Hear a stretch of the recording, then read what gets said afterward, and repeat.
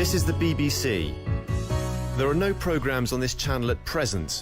Details of all our services are at bbcworldservice.com.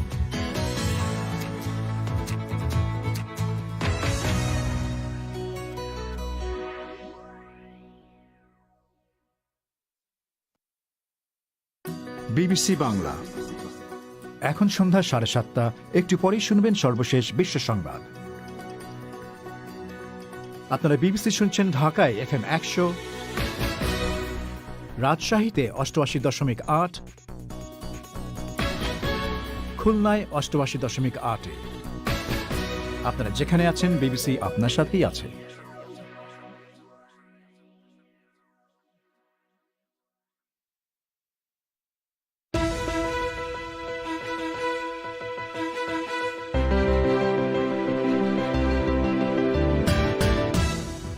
বছর পর আজ থেকে ব্রিটেন এবং ইউরোপীয় জোটের সম্পর্কে আনুষ্ঠানিক বিচ্ছেদ। ব্রিটেনে শনাক্ত করোনা ভাইরাস আটকাতে আজ থেকে বাংলাদেশে বিমান যাত্রীদের উপর কড়াকড়ি। ব্রিটেন থেকে আসা যাত্রীদের সরকার নির্ধারিত স্থানে 14 দিনের বাধ্যতামূলক কোয়ারেন্টিন। আজকে পর্যন্ত প্রায় 13 জন যাত্রী আমরা পেয়ে আসা বিভিন্ন ফ্লাইটে। তাদেরকে সেনাবাহিনী তত্ত্বাবধানে প্রথমে আশকোনা হস্টেলে পাঠানো হয় এবং তারপরে তাদেরকে উত্তরা মেমেন্টো হোটেলে কোয়ারেন্টাইনে পাঠানো হয়েছে। অক্সফোর্ডের তৈরি ভ্যাকসিনকে ছাড়পত্র দিয়েছে ভারতের বিশেষজ্ঞ কমিটি। বাংলাদেশে 9 মাস ধরে বন্ধ শিক্ষা প্রতিষ্ঠান, এই ক্ষতি পোষানো কিভাবে সম্ভব? বিশেষ প্রতিবেদন শুনবেন। এসব নিয়ে শুরু হচ্ছে বিবিসি বাংলার আজকের প্রবাহ।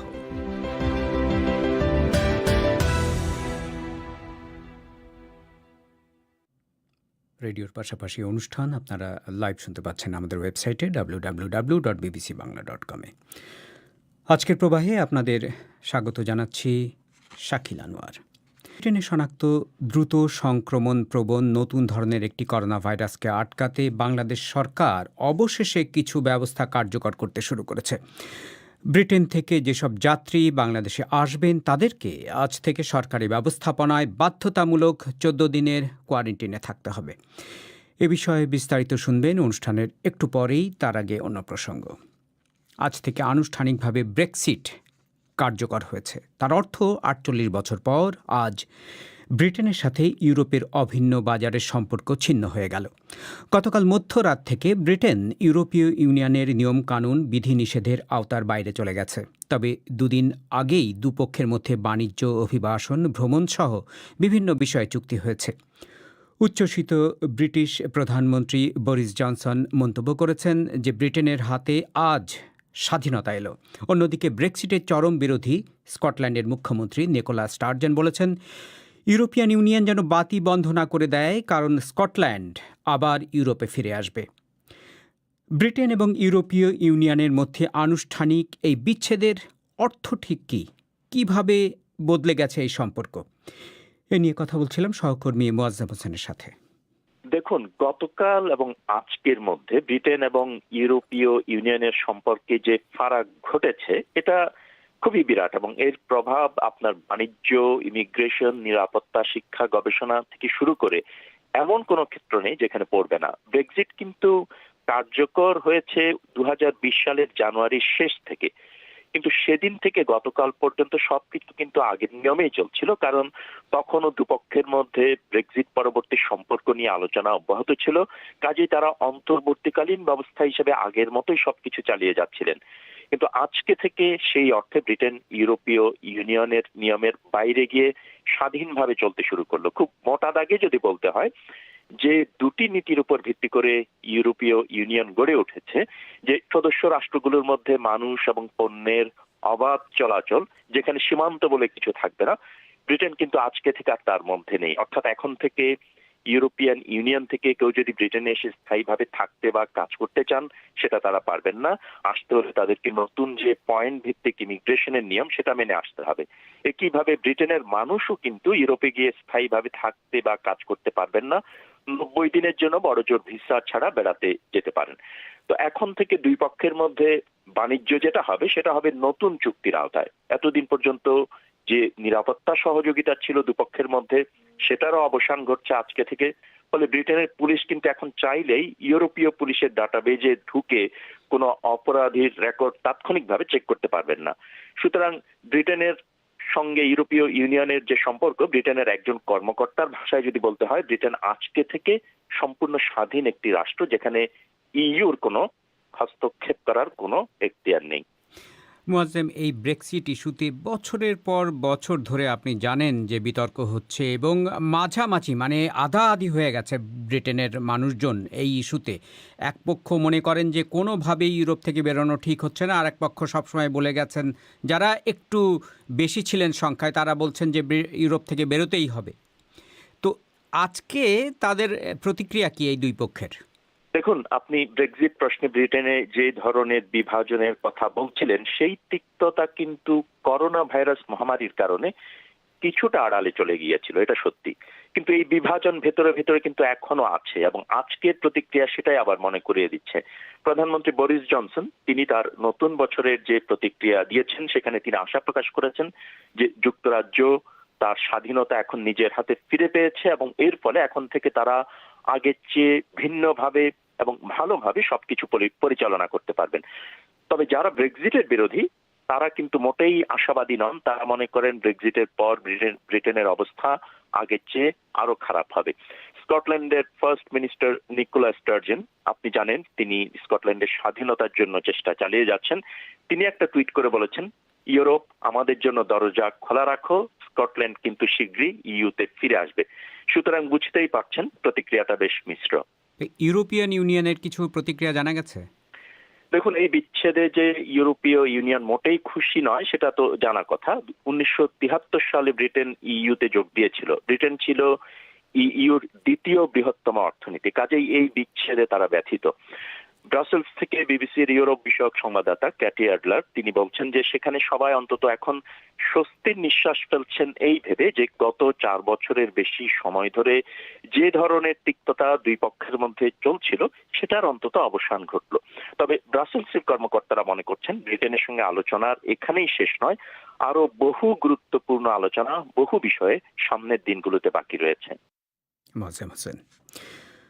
ব্রিটেনে শনাক্ত দ্রুত সংক্রমণ প্রবণ নতুন ধরনের একটি করোনা ভাইরাস আটকাতে বাংলাদেশ সরকার অবশেষে কিছু ব্যবস্থা কার্যকর করতে শুরু করেছে।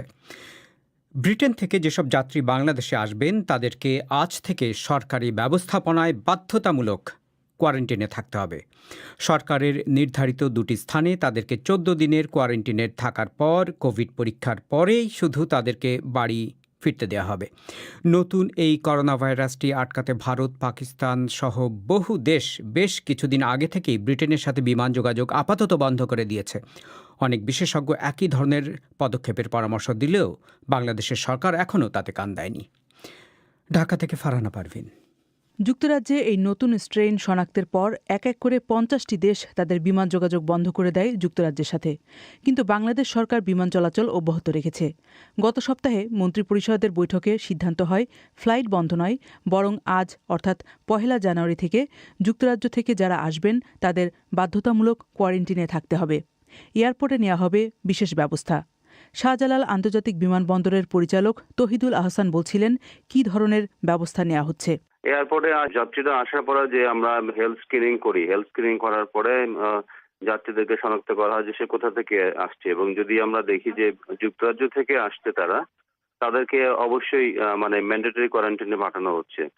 এছাড়া এয়ারপোর্টে আমাদের কোনো পিসিআর টেস্ট বা কোনো র্যাপিড টেস্টের কোনো ব্যবস্থা নাই। কোয়ারেন্টাইন সেন্টারগুলোতে র্যাপিড টেস্টের পিসিআর টেস্টের ব্যবস্থা করা হয়েছে। আজকে এ পর্যন্ত প্রায় 13 জন যাত্রী আমরা পেয়েছি যুক্তরাজ্য থেকে আসা বিভিন্ন ফ্লাইটে।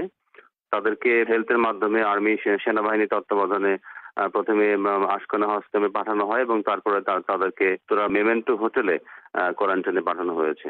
মিস্টার আহসান বলছিলেন যুক্তরাজ্যের সাথে কূটনৈতিক সম্পর্কের কারণে ফ্লাইট বন্ধ করা হয়নি, তবে সে দেশ থেকে ফেরত আসা যাত্রীদের শতভাগ বাধ্যতামূলক কোয়ারেন্টিনে রাখার ব্যবস্থা করা হয়েছে।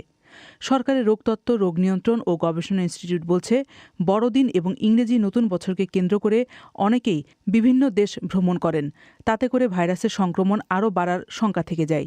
যেসব দেশ ফ্লাইট বন্ধ করেছে তারা এটার একটা ভারসাম্য রক্ষা করার জন্যই করেছে, বলছিলেন ইনস্টিটিউটের প্রধান বৈজ্ঞানিক কর্মকর্তা ASM আলমগীর হোসেন। ইউরোপে বা অন্যান্য দেশে যারা ফ্লাইট বন্ধ করেছে আপনারা ম্যাক্সিমাম ক্ষেত্রেই দেখবেন যে সামনে বড়দিন ছিল বা নববর্ষ ছিল, ওইখানে যে ব্যাপক হারে এক দেশ থেকে আরেক দেশে বা বিভিন্ন শহরে এই যে ছুটি কাটাতে মানুষ যায়, সেটাও একটা চেক অ্যান্ড ব্যালেন্স করার জন্যই আসলে অনেকে আর এই ফ্লাইটটা বন্ধ করেছে। আপনি দেখবেন অনেকের এই ফ্লাইট 2-3 তারিখে, 5 তারিখে, এক সপ্তাহ পর খুলে যাবে এবং সেইভাবে শিডিউল করে দেওয়া আছে। করোনা ভাইরাসের নতুন ধরনটি যুক্তরাজ্যে ধরা পড়ে 2020 সালের সেপ্টেম্বর মাসে। এই খবর বিভিন্ন দেশের বিজ্ঞানী এবং গবেষকরা জানতেন। বাংলাদেশের রোগতত্ত্ব, রোগ নিয়ন্ত্রণ ও গবেষণা ইনস্টিটিউটের কাছেও ছিল সেই তথ্য। তবে তারা পরিস্থিতি পর্যবেক্ষণ করছিলেন।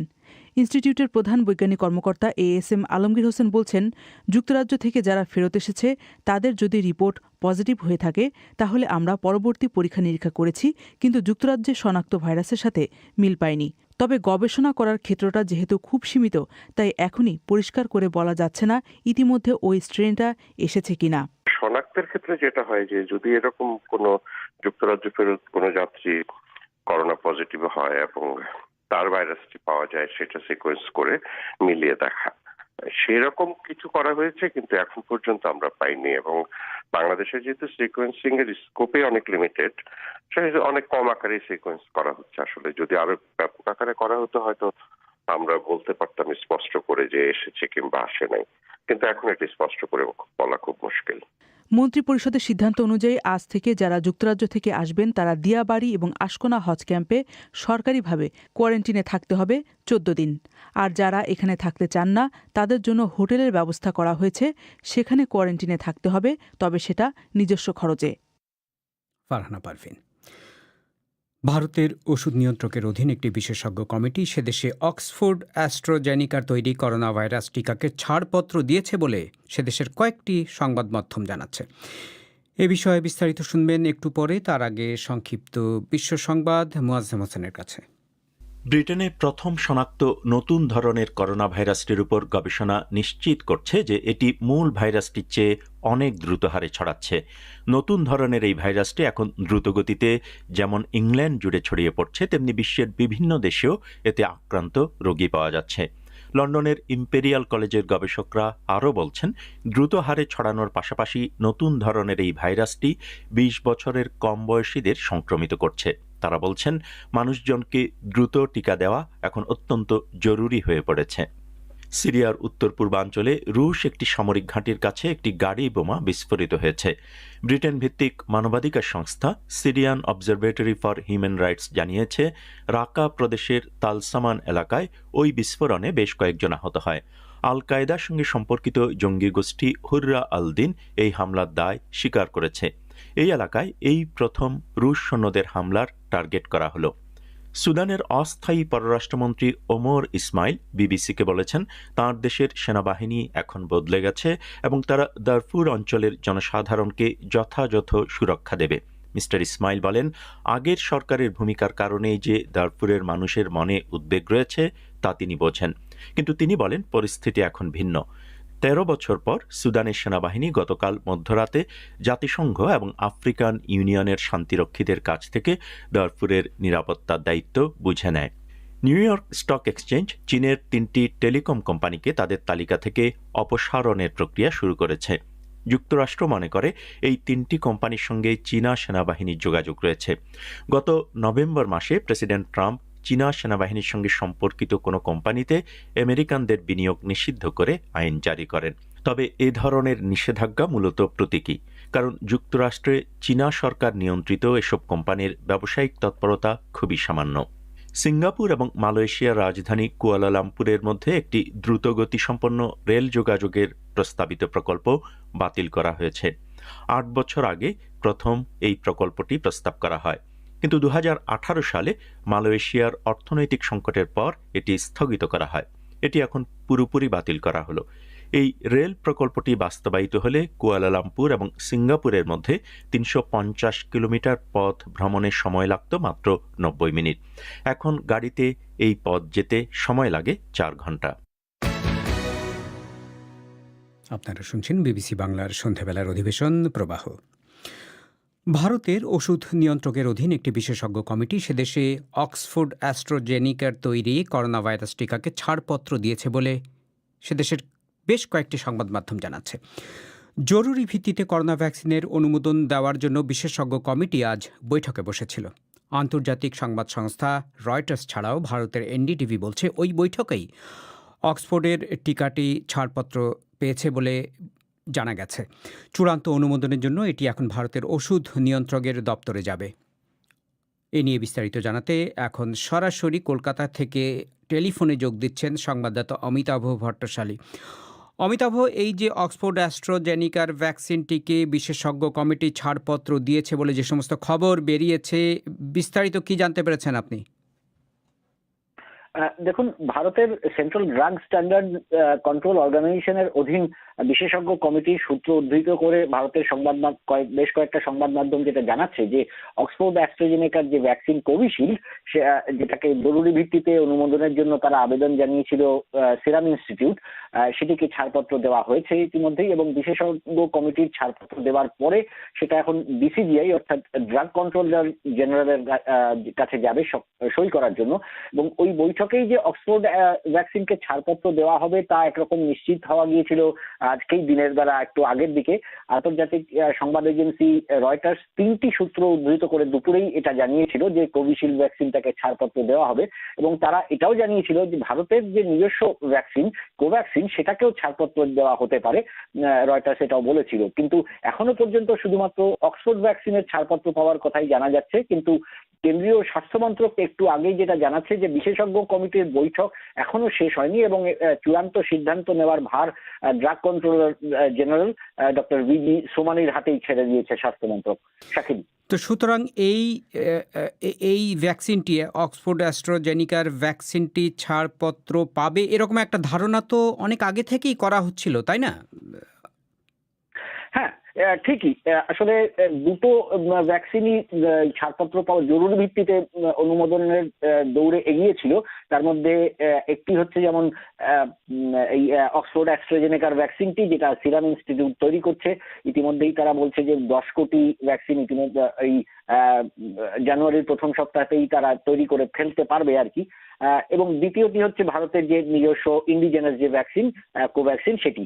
আর অন্য যে আরেকটি ভ্যাকসিনও আবেদন করেছে জরুরি ভিত্তিতে ছাড়পত্র পাওয়ার জন্য, ফাইজারের ভ্যাকসিনটি, সেটা নিয়ে কিন্তু খুব একটা এগোয়নি। তার কারণ ফাইজার যে আবেদনটা রেখেছে যে কোনো রকমের ট্রায়াল ছাড়াই তাদের অনুমোদন দেওয়া হোক, সেটা নিয়ে এখনো কিন্তু কোনো সিদ্ধান্ত হয়নি। এবং ফাইজার অমিতাভ, আগামীকাল থেকে ভারতে করোনা ভ্যাকসিন প্রয়োগ নিয়ে একটা ড্রাই রান শুরু হচ্ছে, মানে এটা কেন, সংক্ষেপে যদি বলেন। দেখুন, ইতিমধ্যেই একটা ড্রাই রান বা মহড়া হয়ে গেছে দুদিন ধরে ভারতের চার প্রান্তের 4টি রাজ্যে, এবং কালকে সারা দেশের প্রত্যেকটা রাজ্য এবং কেন্দ্রশাসিত অঞ্চলে এই মহড়া চলবে।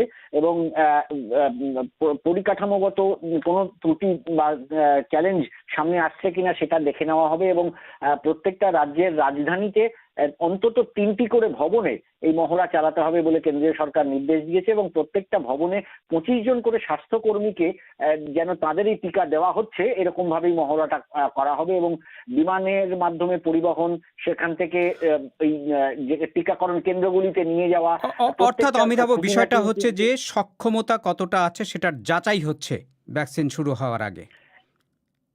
হ্যাঁ, ঠিকই, সেটাই যাচাই করা হবে। এবং ইতিমধ্যেই প্ল্যান তো ইতিমধ্যেই তৈরি করা হয়েছে, এবং যারা ইনভলভ থাকবেন তাদের প্রশিক্ষণ দেওয়া হচ্ছে। অমিতাভ আপনাকে ধন্যবাদ। কলকাতা থেকে বলছিলেন অমিতাভ ভট্টশালী। আপনারা বিবিসি বাংলা শুনছেন ঢাকায়, কুমিল্লায়, সিলেটে। আপনারা যেখানে আছেন বিবিসি বাংলা আপনার সাথেই আছে।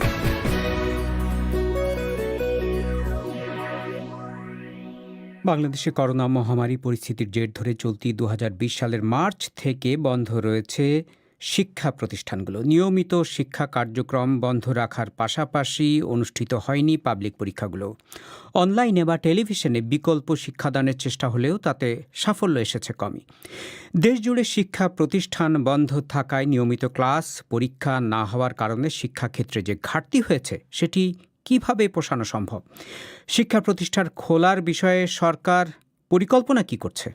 এ নিয়ে এখন একটি বিশেষ প্রতিবেদন পরিবেশন করছেন রাকিব হাসনাত। উত্তরাঞ্চলীয় জেলা দিনাজপুরের একটি সরকারি স্কুলের ৪র্থ শ্রেণীর শিক্ষার্থী রুয়াইদা রহমানের মা রুহ আফজা রাজ্জাক বলছেন, প্রায় ৯ মাস ধরে স্কুলে যেতে পারছে না তার মেয়ে। ফলে এই শিক্ষাবর্ষের অনেক কিছুর সাথেই পরিচিত না হয়েই তাকে পরবর্তী ক্লাসে উঠতে হচ্ছে।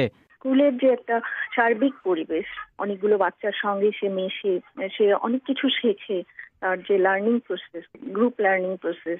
তো আমি বাসায় তার টেক্সট বুক গুলো থেকে পড়া দিলেও দেখছি তার আগ্রহটা তেমন নেই। তার মানে আগ্রহের ঘাটতিও তার মধ্যে দেখা দিয়েছে।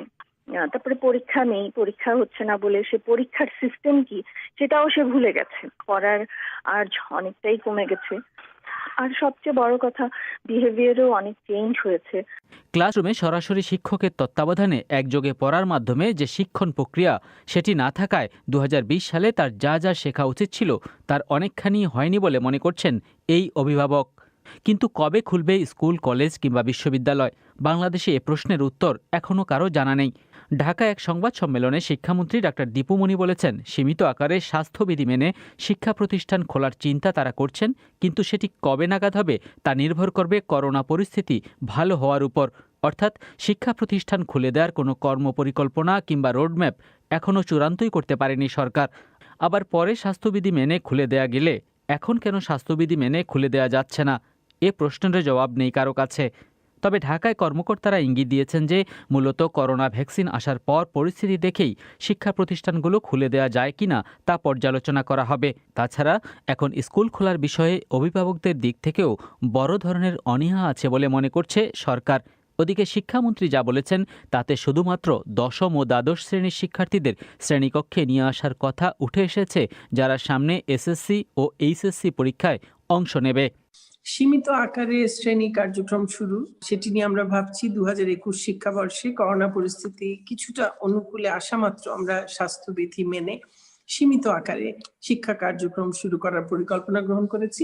তবে একই সঙ্গে আমাদের অনলাইন কার্যক্রমও অব্যাহত থাকবে ইনশাআল্লাহ। ২০২১ সালের জুন নাগাদ আশা করছি যে এসএসসি বা সমমান পরীক্ষা আমরা হয়তোবা গ্রহণ করতে পারবো।